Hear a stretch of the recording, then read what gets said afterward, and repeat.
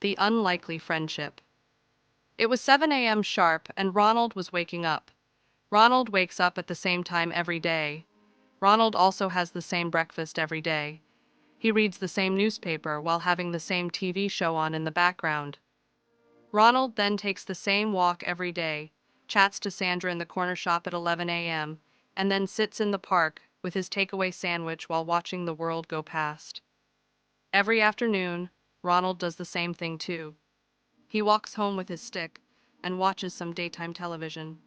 At 6 p.m., his daughter Jenny calls. He loves hearing her voice, but she is always in a hurry. After that, he makes his supper and relaxes with a book until he's ready to go again. It was 7 a.m. sharp, and Ronald was waking up. Ronald was having the same breakfast and reading his usual newspaper when something rather unusual happened. Saw a red flash dart across his back garden. He blinked hard. Were his eyes deceiving him? He was 84 with eyes that were not what they used to be. His brown irises had faded over the years like milk being stirred through coffee. However, by now his eyes had also pricked up. There was a distinct rustling sound. Autumn had not long struck, and the golden leaves covered the ground in a blanket, but there was the distinct sound of footsteps crunching over them. He may be old, but Ronald was sure that two of his senses could not deceive him. So he made the rather unusual decision. He left his usual chair, his usual porridge going cold on the table, his usual television show running in the background, and headed outside. Ronald prided himself as a brave man, but even so, his heart was thumping.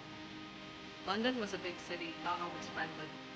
He crept towards his back garden shed to the sound of the crunching, and there before his eyes was a red shape. The red shape, it turns out, was a young boy with a mop of blonde hair. Ron recognized him straight away. He was the kid from next door. He was hiding behind the shed in his school uniform. "I'm not going to school. You can't make me," said Alexei, the blonde-haired boy, with an air of defiance that even surprised himself. Ronald looked at him, considering his options. "Well, you better had come on in then." Back in the warmth of the sunny kitchen, Ronald handed the boy a glass of cold milk.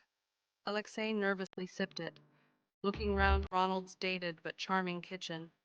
"So, kid," said Ronald, "why did I find you crawling round my back garden?" Alexei shrugged, but Ronald waited for a proper reply. Eventually, Alexei sighed and opened his mouth to speak. "I hate school," he said boldly. Ronald let out a bark of laughter. "Truanting, eh? That brings me back to my youth." "Hate school, though? Now that is silly. It's some of the best days of your life." Al shrugged and took another sip of his milk. He was a curious boy.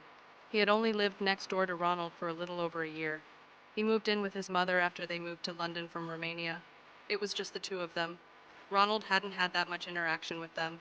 They were nice enough neighbors, always took the post in for him or put out his bins if he forgot.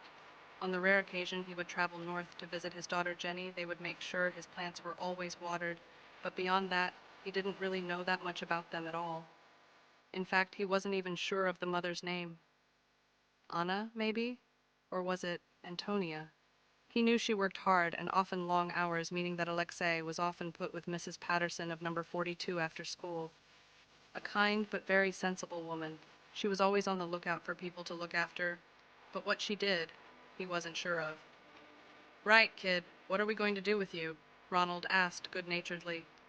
But Al wasn't listening. He was looking at a picture on the windowsill. It was a picture of Ronald's wedding day, the happiest day of this life. Vera was smiling up at Ronald. This was the picture of perfection in Ronald's eyes. His best friend, his soulmate, his mentor, and his most trusted companion. She had cruelly been taken from him 10 years beforehand. He had never really recovered. Cancer had snatched her when she still had years ahead of her. Years Ronald had dreamt of them spending together in their retirement. But sadly, he had spent all of it alone. "That's Vera," Ron told Alexei.